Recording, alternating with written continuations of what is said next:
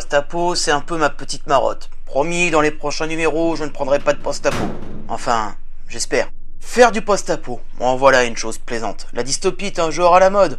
Et parfois on en fait un peu trop, noyant alors les bonnes idées qui passent parfois un peu à la trappe. Aujourd'hui donc, je vais vous parler des Derniers Hommes, de Pierre Bordage. Sorti en 1999 et 2000, oui déjà, il fut publié en 6 tomes chez Librio. Un monde post-apocalyptique se passant une centaine d'années après la Troisième Guerre mondiale qui fit rage. Armes chimiques, robots tueurs, bombes nucléaires, animaux génétiquement modifiés, toute la gamme de l'horreur de la guerre se déversa sur le monde, laissant derrière un endroit dangereux, presque invivable. Rien n'était plus désolant que la métamorphose d'une mère autrefois vivante, féconde, en une fosse infestée, putride, qui n'avait plus la force de se régénérer, expulsée de son grand corps acide les toxines nucléaires, chimiques et génétiques déversées pendant des années par des populations inconscientes, criminelles. Les vagues elles-mêmes n'avaient même plus la volonté de battre les carcasses rongées de sous-marins et bâtiments géants à proximité des côtes.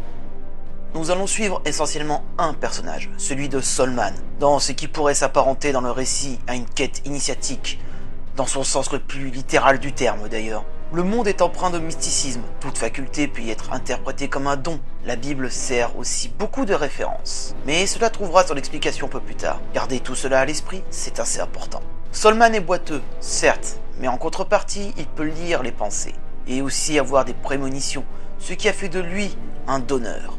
Une personne aux capacités étranges mais qui occupe une position importante dans la communauté. Solman avait seulement la capacité d'entendre au-delà des mots, de voir au-delà des apparences, de détecter les intentions réelles qui se terraient derrière les déclarations, derrière les façades. Solman est orphelin, ses parents ont été assassinés alors qu'il était jeune, et il a été recueilli par les chefs de sa tribu, les Aquariotes. Cette tribu est nomade, mais elle tient un rôle important dans l'univers des Derniers Hommes. Ce sont eux, et eux seuls, qui peuvent trouver les sources d'eau encore potable.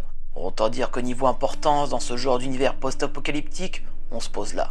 Est-ce que les Derniers Hommes vaut le coup?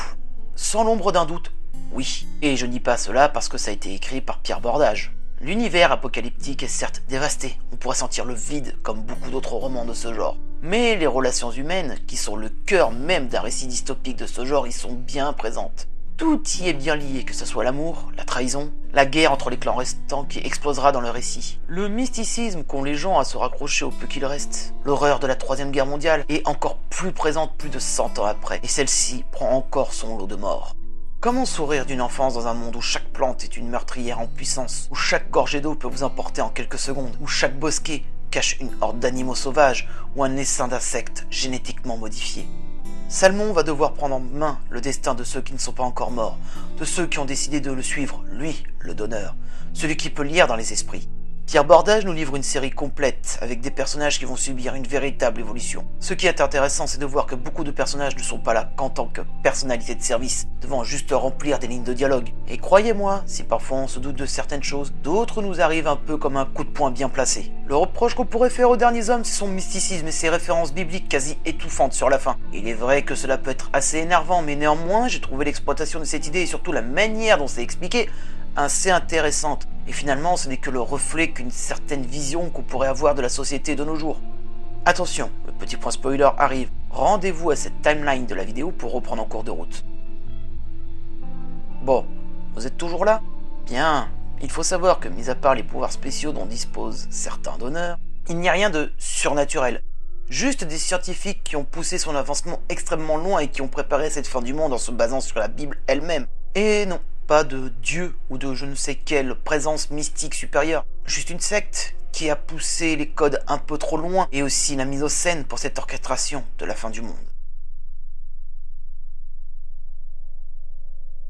Il faut savoir que les Derniers Hommes ne sont pas très difficiles à trouver, ils furent souvent réédités et sont même trouvables en format numérique. À mon avis, et si vous ne savez pas quoi prendre, il pourrait vous faire plonger quelques heures dans un univers où l'humanité n'a jamais été aussi proche de la fin. C'est la fin de ce choix des lecteurs. Donc, vous connaissez la manœuvre, n'hésitez pas à partager cette vidéo si elle vous a plu, n'hésitez surtout pas à laisser n'importe quel livre qui vous passe par la tête que je voudrais que je chronique. Je prendrai un des commentaires et j'en ferai une chronique pour le dernier lundi du mois prochain, c'est-à-dire pour le mois de novembre. Et surtout, faites vos retours sur cet épisode s'il vous a plu ou pas, cela me permettra peut-être de faire évoluer ce format qui est un petit peu différent des autres. Sur ce, gardez toujours un livre à portée de main et rendez-vous au prochain numéro.